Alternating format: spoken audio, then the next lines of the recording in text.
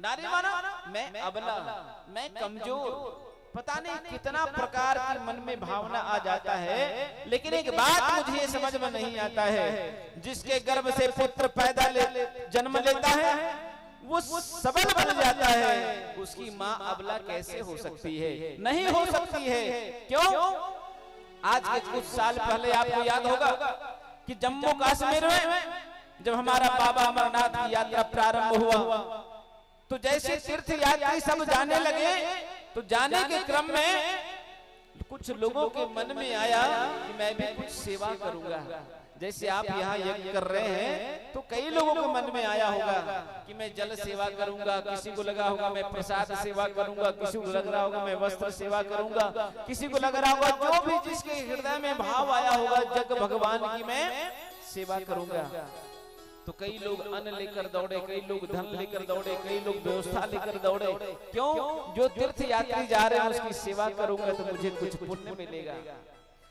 जैसे ही वहां पहुंचे सेवा के लिए, तो वहां की सरकार ने कहा ये काम नहीं कर सकते, मैं खिलाने के बदले पैसा नहीं लूंगा, लंगर चलाऊंगा, मना सेवा करूंगा, चाय पिलाऊंगा, भोजन कराऊंगा, रहने की व्यवस्था दूंगा। अरे तीर्थ यात्री को व्यवस्था मिलेगा?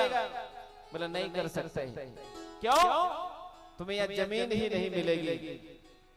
तो लोगों ने कहा कि जमीन के बदले पैसा ले लो और मुझे जमीन दे दो और मैं सेवा करूंगा। बोले ये भी नहीं होगा। 6 महीने तक आंदोलन चला। उस आंदोलन में 6 महीने का बच्चा भी गिरफ्तारी दिया और तब उस आंदोलन में सफलता मिली और तब लंगर चलाने का अनुमति मिला था। उसमें से एक नौजवान इस धरती धरा से चला गया। उस माँ के सामने सारे पत्रकारों ने वहां जमा होकर कहा, माँ एक बात बताओ, तेरा तो दुनिया में एक ही लाल था और ये धर्म के नाम पर चला गया, बलि चढ़ गया, क्या कहती हो? कहते हैं उस माँ ने कहा, अरे मेरा तो एक लाल था चला गया, मेरा एक नहीं चार पुत्र होगा, तो मैं 4 बलि चढ़ा देती, लेकिन अमरनाथ की यात्रा रुकने नहीं देती। ये हमारी माताओं का स्वभाव और प्रभाव है। इसलिए कभी वीर पुत्रों से और कभी भक्त पुत्रों से हमारा भारत कभी कमी नहीं हुआ है। भारतवासी और भारतीय में बड़ा अंतर है। भारत में रहकर भी बहुत सारे ऐसे गद्दार हैं जो भारत के विपरीत सोचा करते हैं। खाते भारत के हैं, खाते हिंदुस्तान के हैं, पर खाते पाकिस्तान के हैं। इसलिए ऐसे लोगों से सावधान रहना चाहिए। क्यों सावधान रहना चाहिए? क्योंकि वक्त आ गया है जगने और जगाने का। ये यज्ञ माना जो हमको जगाने का काम करे, उसी का नाम यज्ञ है।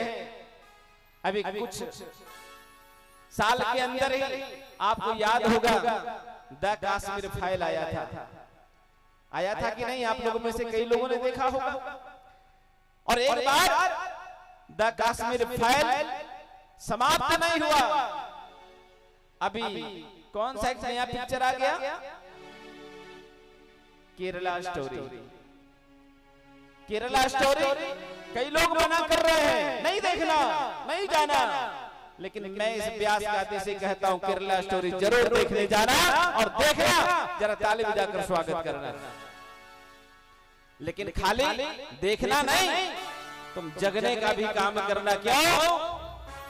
क्योंकि केरला स्टोरी देखने से धर्मांतरण खत्म नहीं होगा, कैंसर की चर्चा करने से नहीं, कैंसर ठीक करने से कैंसर ठीक होगा। और बल्कि ऑपरेशन और केमोथेरेपी करना पड़ेगा। इसलिए जिहादी, मजहबी, उन्माद, धर्मांतरण को रोकने के लिए केंद्र सरकार को 10 सख्त कानून बनाने होंगे।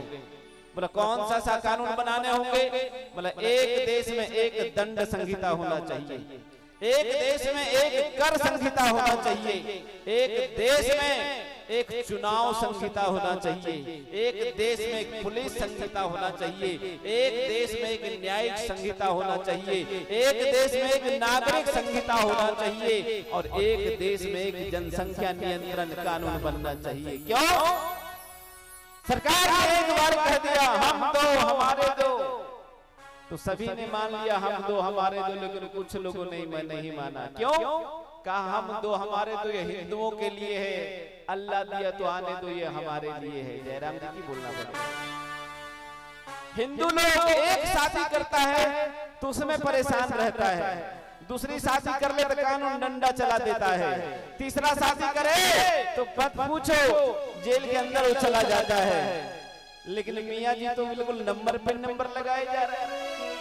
बोले संविधान छोड़ो, हमारा शरीयत चलता है, इसलिए हम दो हमारे दो तो होगा पर सबके दो जरूर होगा। इसलिए रामायण और भागवत तो जानना पर संविधान को भी जरूर जानना। तालीम जाकर संगत करते हुए बोले श्याम रामचंद्र भगवान की पत्थर के संग रहना हो तो पत्थर बनना सीख लो, हिंदू बनकर रहना हो तो कट्टर हिंदू बनना सीख लो, नहीं तो घर घर चिट्ठी बांटी जाएगी, कर इस्लाम कबूल नहीं तो गर्दन काटी जाएगी। इसलिए सावधान रहना। बोले श्याम रामचंद्र भगवान की, भारत माता की। तो यथा योग